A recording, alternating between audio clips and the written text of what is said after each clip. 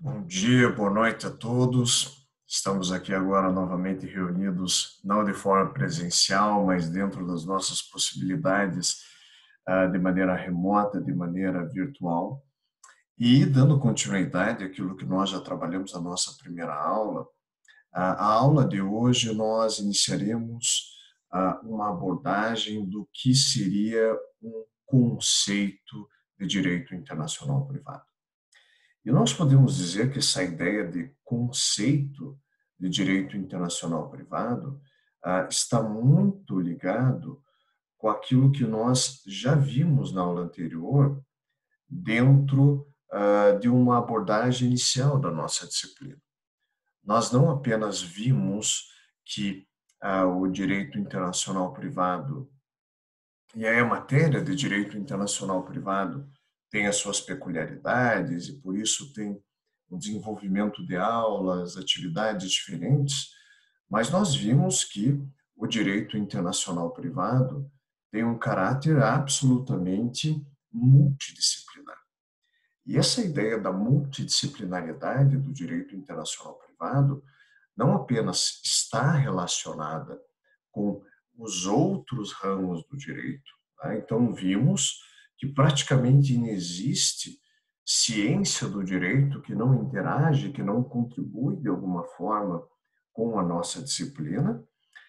Nós veremos hoje também que a importância do direito internacional privado se deve à sua atuação no ordenamento jurídico como um todo e também trabalhamos esta ideia da multidisciplinariedade do direito internacional privado, uma perspectiva de que dentro deste sistema, dentro dessa ideia de ordenamento, ele também é uma forma de conhecimento jurídico aberto à interação com outras formas de conhecimento, com outras ciências, não necessariamente jurídicas. Tá? E dentro desse contexto de apresentação, de continuidade, dessa multidisciplinaridade do direito internacional privado, cabe a gente construir este conceito da nossa disciplina. E nós podemos dizer que justamente esta conceituação pode ser iniciada de uma maneira invertida. O que eu quero dizer de maneira invertida? Nós faremos uma abordagem do direito internacional privado, primeiro tratando daquilo que está relacionado à nossa disciplina, tá? Tem uma grande pertinência, mas não se confunde com ela. Dentro dessa abordagem às avessas, eu faço referência direta, e aí vocês podem me acompanhar na tela, àquilo que vocês já conhecem, já estudaram no segundo ano e que é um outro direito internacional, que é justamente o direito internacional público.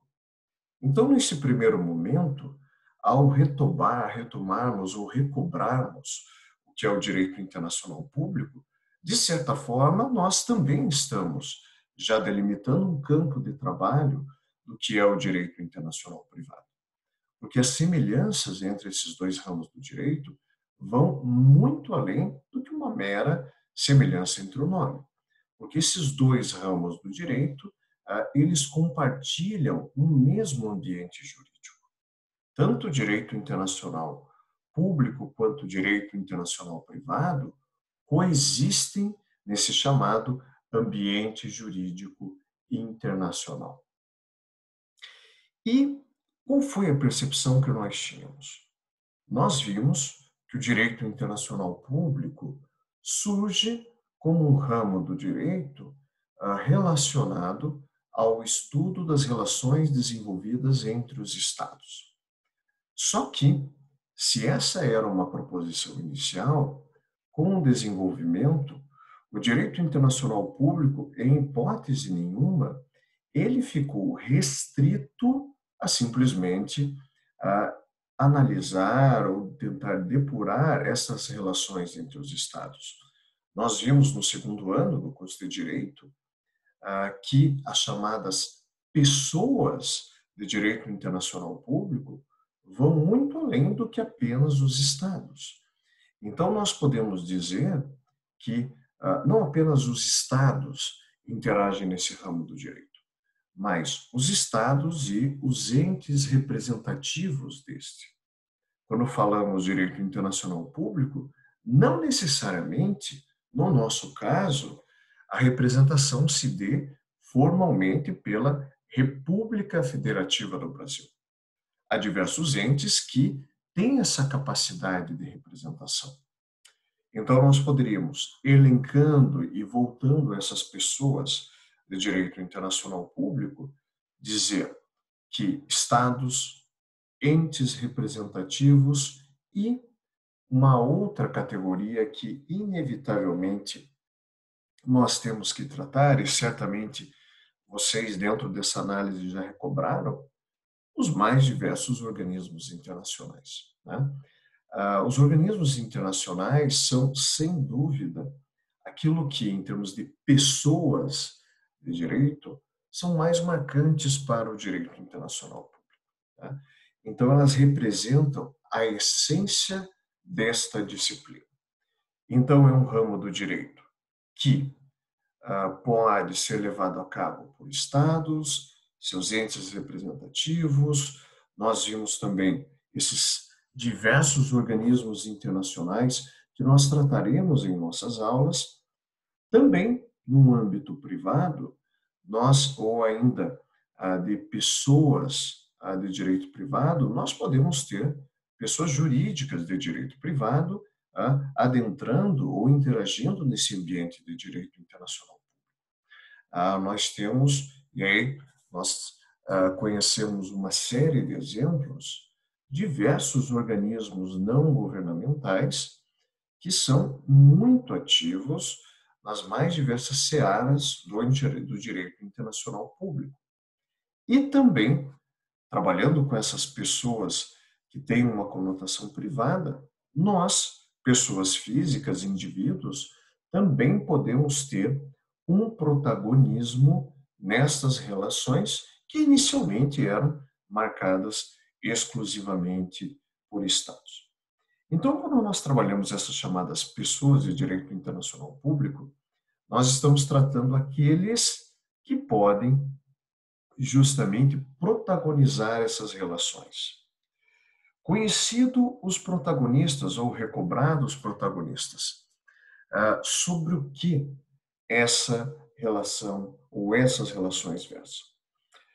Ao longo do programa de Direito Internacional Público, certamente vocês viram uma série de tópicos que denotam toda a sua importância, toda a sua relevância. E alguns, por mais que não tenham uma vinculação direta com o direito internacional privado, mantêm uma forte ligação. Então, um primeiro ponto que certamente todos vocês recobram é a parte de tratados e convenções internacionais. É justamente da alçada do direito internacional público disciplinar o funcionamento desses instrumentos internacionais de uma forma geral. Quando nós falamos tratados, convenções internacionais, instrumentos internacionais, nós temos uma percepção verdadeiramente atualizada, proveniente de um século XX, desse começo do século XXI. Mas esses instrumentos, por assim dizer, têm o seu início já no século XVII e sofreram uma forte transformação no século passado, uma forte evolução, inegavelmente, e hoje é impossível você conceber esses instrumentos internacionais desconsiderando essas evoluções, advindas, por exemplo, pela Convenção de Viena de 1969, que prevê o chamado direito dos tratados e basicamente atualizou nossa percepção sobre esses instrumentos. Então, essa matéria, que é fundamentalmente de direito internacional público, é algo que nós aproveitaremos na nossa disciplina.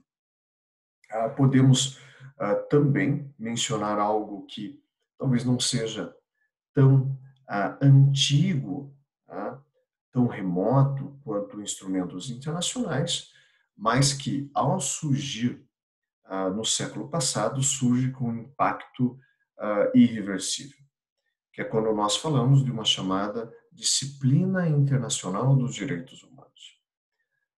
Por que eu digo isso?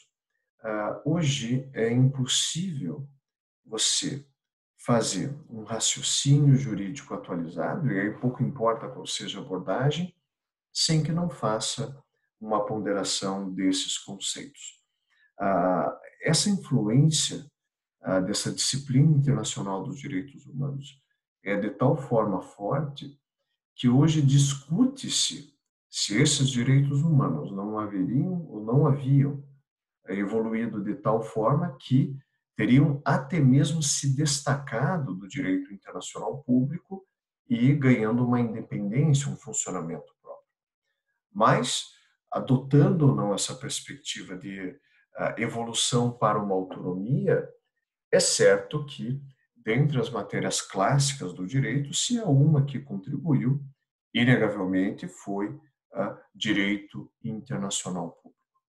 Então, é uma matéria que tem essa conotação histórica, trabalha com instrumentos internacionais, que foi o berço desses direitos humanos, e também algo que nós já conhecemos e durante muito tempo foi um grande atrativo para que todos os jovens seguissem uma carreira dentro do direito, é a parte da diplomacia, que também é da alçada do direito internacional público e, inegavelmente, tem a sua relevância. Tá? Então, qual é a função de agentes, representantes diplomáticos, consulares, como eles representam o Estado, de que forma tem uma interação, uma atuação perante seus nacionais, quais são as suas prerrogativas. Tudo isto nós estudamos no âmbito do direito internacional público. Um outro ramo que também nós podemos citar, que tem uma existência há séculos, é o chamado direito à guerra. Então, quando nós falamos direito à guerra, nós temos aqui um conceito que nasce como uma ideia de regulação de litígio, de conflito entre duas nações. Então, quando você tem um conflito armado, é inimaginável que esse conflito armado seja pura e simplesmente uma troca de agressões ilimitada e sem parâmetros entre duas nações. Não. Você tem este interessantíssimo tópico do direito à guerra justamente para regular essa relação, como que um conflito se inicia. Então, nós temos a declaração de guerra, como ele se desenvolve, em que termos ele se desenvolve e como ele é encerrado. Então, cabe ao direito internacional público oferecer esses parâmetros, e nós sabemos que esse é um ramo do direito que, podemos assim dizer, infelizmente, sempre tem atualizações, e aí nós tivemos atualizações absolutamente significativas nos últimos 15, 20 anos, e todos nós sabemos que quando falamos de conflito armado ou conflito internacional, hoje não mais se resume a um conflito entre duas nações. Então, quando falamos em conflito armado ou forças militarizadas, certamente formas não estatais ou diretamente estatais, representando estados, podem fazer parte desse contexto. E também nós já estudamos, ou ainda estamos estudando dentro do direito, outros ramos que, se você não adota necessariamente uma abordagem internacionalizada, a sua abordagem resta equivocada. Tá? Um exemplo que vocês já conhecem, até continuam a estudar no 5º ano, é justamente direito ambiental. Não se tem, não há maneiras de você fazer uma abordagem precisa, acurada da relevância do direito ambiental sem uma perspectiva necessariamente internacional. Então, o seu impacto, os seus desdobramentos não podem ficar adstritos a níveis, por exemplo, municipais, estaduais ou meramente nacionais. Tá? Então, você tem toda uma coletividade, você tem uma difusão do impacto desse direito e que não pode ser ignorado. Então, vejam, recapitulando todos esses sub-ramos, que a importância do direito internacional público, não apenas para a nossa atuação, mas eu diria que para o direito é inegável. E todos esses ramos, por mais tópicos diversos que sejam, apresentam uma linha mestra, apresentam um fio condutor. Por quê? Tudo isso encontra-se legitimado por um ponto em comum, que é a existência de poderes soberanos. Tá? Então, a existência e a colocação em prática desses poderes soberanos legitimam isso ou esses tópicos no direito internacional público. Como nós podemos perceber, todos esses conceitos são absolutamente relevantes e, como costumo afirmar, não é algo necessariamente sofisticado. Tá? Então, não é um conhecimento que apenas aquele jurista de um ótimo ou excelente repertório deve dominar, mas todo e qualquer bom jurista. E, por mais que tenha essa relevância, tudo isso que nós acabamos de recapitular interage com a nossa disciplina, mas já adianto de antemão que isso não integra o tópico de direito internacional privado. Agora, chamo a atenção de vocês para aquele item que nós temos na nossa tela. Por mais que sejam ramos que tenham uma diferenciação, e aí veremos que a partir já da próxima aula essa diferenciação restará absolutamente clara, as relações entre direito internacional público e direito internacional privado são há séculos estudadas. E, sintetizando esses estudos, nós podemos dizer que dois pontos ou duas tendências polarizam essa discussão, que é justamente eu tentar explicar as relações de direito internacional privado ou em uma perspectiva de dependência ou explicá-las numa perspectiva de independência. Iniciando essa discussão pela primeira perspectiva, a primeira indagação que nós temos que responder é dependência de quem para quem. Tá? Então, o que nós temos que ter em mente é se o direito internacional público seria dependente do direito internacional privado ou o inverso. Se o direito internacional privado seria dependente do público. Por mais que aqui seja um ponto que comporte as suas discussões e a sua análise nas duas teóricas dependências, de fato que o ponto que a doutrina trabalha historicamente seria uma ideia de uma dependência do direito internacional privado com relação ao direito internacional público. Tá? E por que, nessa primeira abordagem histórica, o direito internacional privado seria dependente do público? Porque, para que nós desenvolvêssemos sistemas de direito internacional privado, seria imprescindível que uma base fosse pré-concebida pelo direito internacional público. Então, para que nós tivéssemos toda uma estrutura, um prédio normativo de direito internacional privado, seria imprescindível uma base, pilastras, alicerces originários do direito internacional público.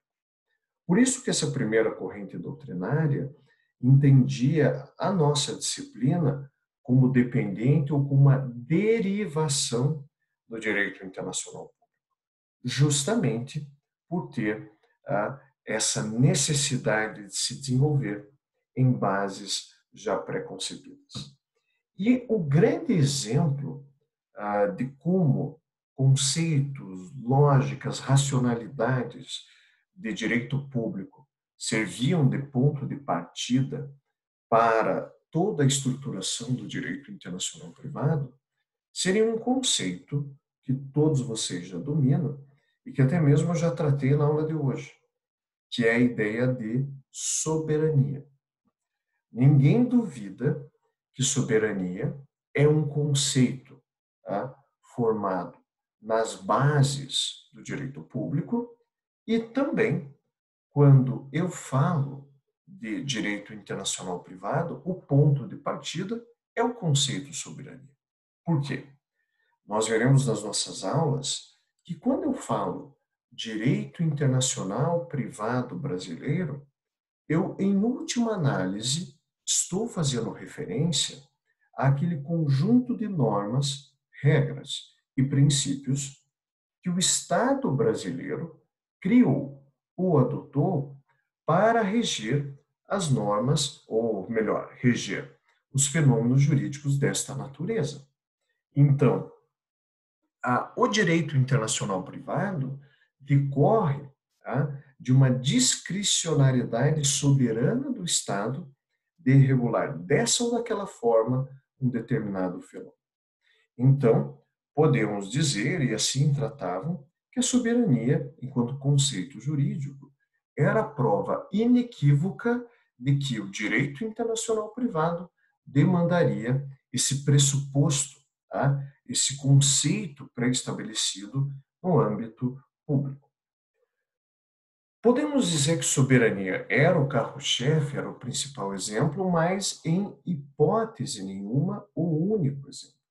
Então, até na sequência, nas nossas próximas aulas, trabalharemos outros conceitos que apresentam essa mesma conotação, isto é, idealizados no âmbito público e que servem para a estruturação, contribuem para o funcionamento de um direito internacional privado. Um segundo exemplo que nós podemos citar por agora é justamente a nacionalidade. Por que eu digo isso? Não há dúvida nenhuma que o conceito jurídico nacionalidade ele é formado no direito público.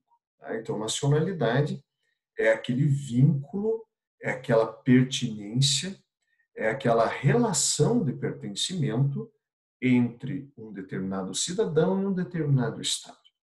Então, esse vínculo é materializado pelo conceito nacionalidade.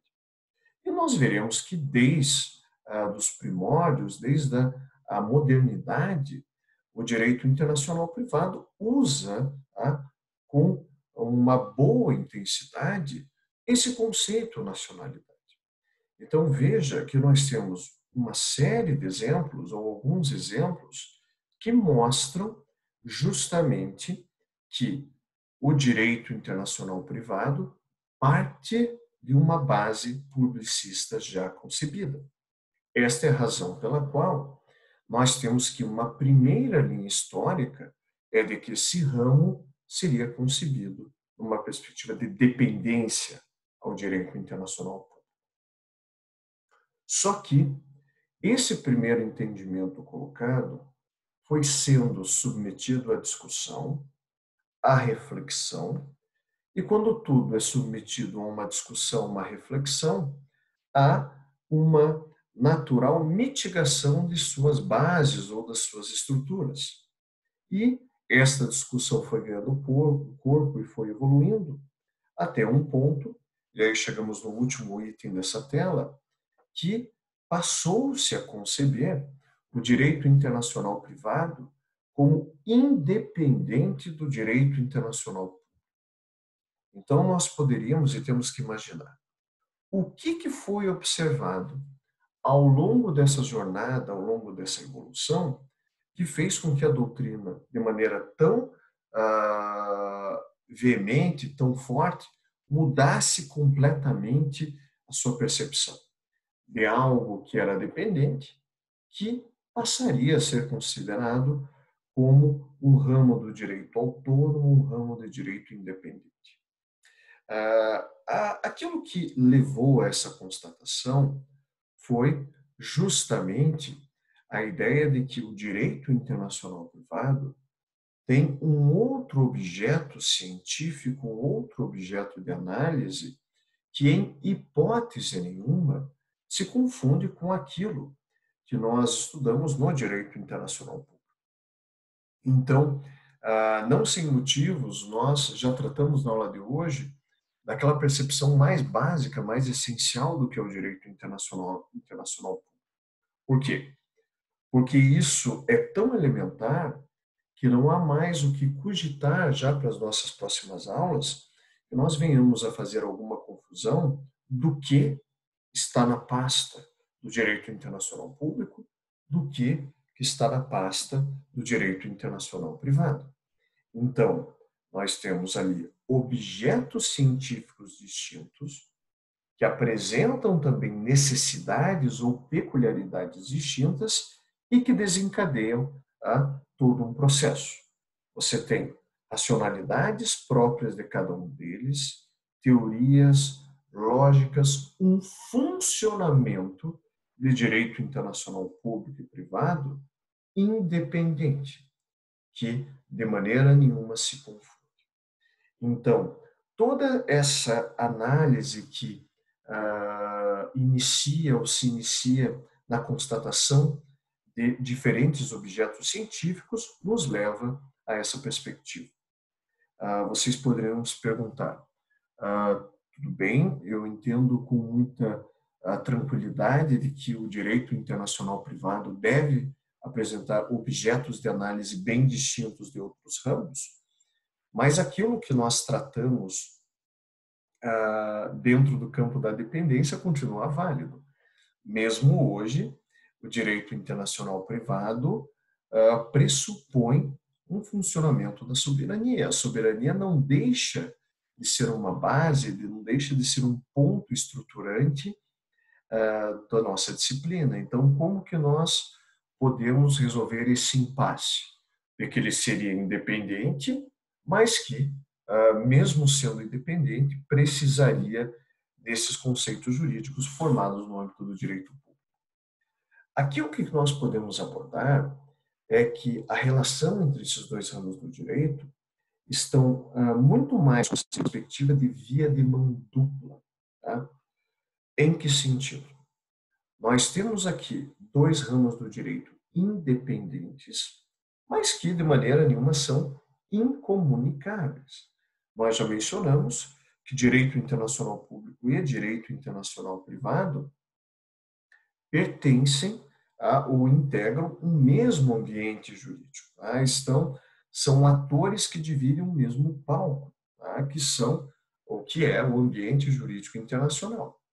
Então, o que nós observamos é que, da mesma forma que o direito internacional privado faz uso de lógicas publicistas, o direito internacional público, no seu funcionamento, também faz empréstimos de lógicas jurídicas eminentemente privatistas, e isso, de maneira nenhuma, é algo comprometedor para a sua autonomia, para a sua independência científica. Tá? Um exemplo que nós já conhecemos de longa data é quando nós estudamos tratados e convenções internacionais e verificamos a pertinência de um Estado aderir ou não ao instrumento internacional, ou ainda, nesse âmbito, um Estado se aproximar mais de outro e deliberadamente se afastar dele.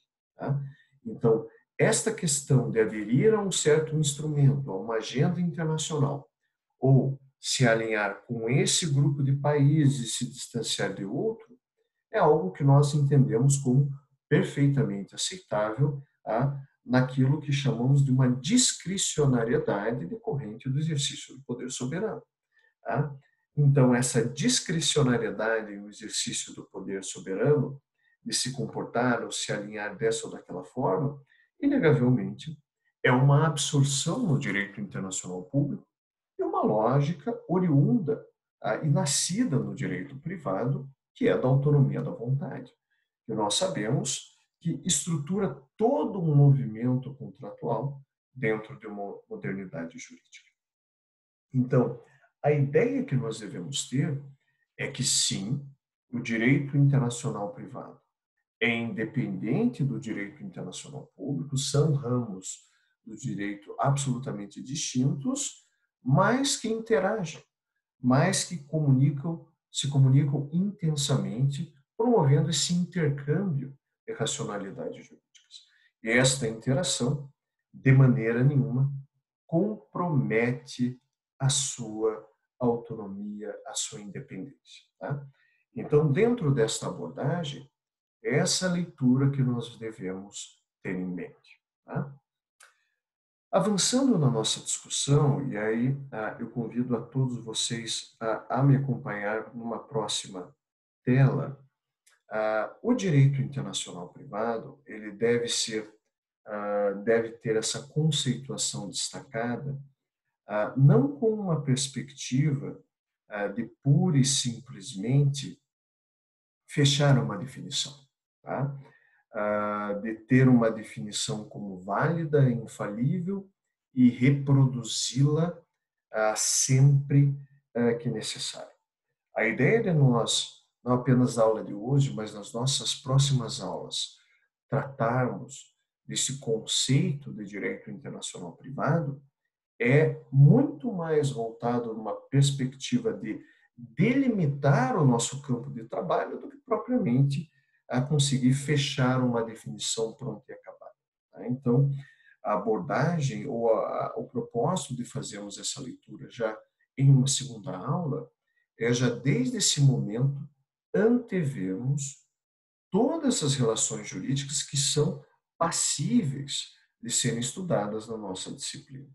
E aí não vai precisar nós avançarmos muito para percebermos que, de fato, nós temos uma vastidão, uma multiplicidade de relações jurídicas. Mas para que a gente possa fazer essa delimitação, ver o que seria esse chamado raio de alcance do direito internacional privado, uma questão, e ali ela encontra-se na tela, precisa ser respondida. A discussão, quando nós falamos em termos estruturais das normas de direito internacional privado, se elas seriam normas de direito interno ou normas de direito internacional. Qual seria o nosso primeiro impulso para a resposta dentro desse questionamento? Quase como uma conclusão lógica, se eu estou tratando de direito internacional privado, seria evidente ou seria imaginável que aqui nós teríamos normas de um direito internacional. Só que, na verdade, o que nós temos, e aí podemos afirmar com toda a convicção, de que quando eu trabalho com normas de direito internacional privado, eu trabalho com normas de direito interno. A primeira razão nós já comentamos na aula de hoje, que vem aquela ideia de o que é direito internacional privado brasileiro. Quando eu falo direito internacional privado brasileiro, eu estou tratando ou descrevendo aquelas normas criadas ou escolhidas pelo Estado brasileiro, e é por ele, exclusivamente, para regular essas relações dessa natureza. E quando analisamos mais a miúde, nós veremos que essa ideia de que o direito internacional privado, suas normas, serão normas de direito interno, se confirma por uma série de razões. Primeiro, quando nós tratamos de o diploma jurídico que vai pautar as nossas análises ao longo das próximas aulas, nós constataremos que o grande referencial legislativo da nossa disciplina ainda é a nossa lei de introdução às normas do direito brasileiro. Tá? E não há dúvida nenhuma que essa é de autoria do Estado brasileiro.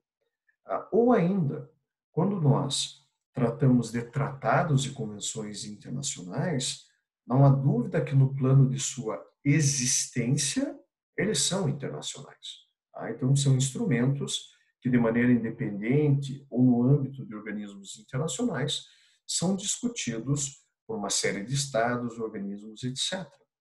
Mas o fato de um tratado internacional existir não significa necessariamente que ele será aplicado no nosso caso concreto. Nós sabemos que esse plano de existência precisa ser convalidado, ou precisa ser reafirmado por um plano de validade para que nós finalmente cheguemos a um plano de eficácia. Então, para que um tratado ou um instrumento internacional, de uma forma geral, seja aplicado a uma relação jurídica que nós estamos tratando, ele precisa ter sido previamente internalizado por esse Estado, seguindo todos os trâmites legislativos, que inclusive pode significar, por exemplo, na aprovação, na promulgação de um decreto que regulamente o seu funcionamento. Então, não apenas no âmbito de legislações internas, mas até mesmo de efetividade de instrumentos internacionais, você precisa passar por esse crivo do Estado. Por isso que ele é uma norma de direito interno. E, justamente já caminhando para os últimos pontos da nossa abordagem, nós temos que também tratar o que seria um conceito de direito internacional privado. E aí, a primeira análise que nós podemos fazer, ou constatação, é que nós temos diversos, diria dezenas, de conceitos para a nossa disciplina e que nós podemos trazer. A riqueza da nossa disciplina impacta justamente nessa riqueza conceitual. Uma primeira definição que nós podemos trazer, e aí peço que me acompanhe na tela, é aquela de que o direito internacional privado é o ramo destinado a estudar as relações privadas que apresentem conexões de internacionalidade. Por que essa definição é a primeira a tratar? Porque ela parte de uma premissa que vocês já conhecem, tá? Então todos vocês sabem que relações privadas são estudadas no âmbito do direito civil, mas aqui a nossa disciplina já apresenta suas complexidades. E quando essa complexidade for uma conexão de internacionalidade, aí veremos qualquer conexão, esse ramo ou esse fenômeno jurídico sai da alçada do direito civil e passa para o direito internacional privado. Tá? Então, nós podemos conceber nessa perspectiva da relação jurídica, relações privadas ou relações que denotem o exercício de funções jurídicas eminentemente privatistas. Ou ainda, um ramo do direito, estamos ali na segunda definição, que estuda relações jurídicas privadas que apresentem conexões com dois ou mais sistemas jurídicos. Tá? Então, uma coisa que nós já podemos ter como verdadeiro desde já, que em hipótese nenhuma nós ficaremos confinados exclusivamente no direito brasileiro. Sempre trabalharemos outros sistemas jurídicos. E outras duas definições, que nós analisaremos na sequência mais a sua importância, aquela ideia do conjunto de preceitos jurídicos, reguladores de uma ordem privada em âmbito internacional, ou ainda o ramo da ciência jurídica que resolve o conflito de leis no espaço. Tá? Todas essas abordagens serão resolvidas, serão analisadas novamente na sequência e justamente no campo de características, mas desde já deixo o meu agradecimento por assistir a essa aula e peço que, havendo qualquer dúvida, questionamento, entre em contato pelo meu e-mail institucional e não apenas isso. Se você verificar que há alguma maneira para que nós possamos enriquecer, diversificar essas aulas remotas, estou absolutamente aberto a ouvir toda boa sugestão. Muito obrigado e até uma próxima aula.